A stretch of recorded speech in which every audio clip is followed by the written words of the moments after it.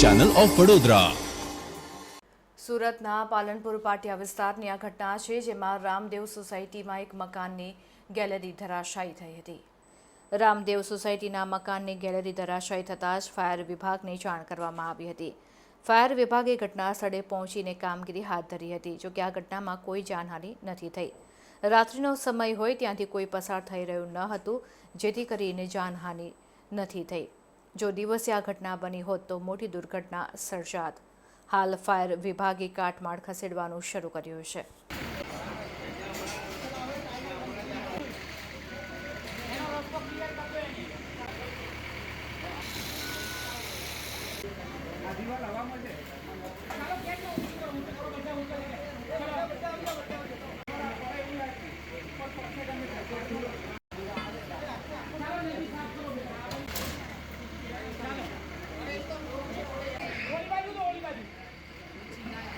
नीचे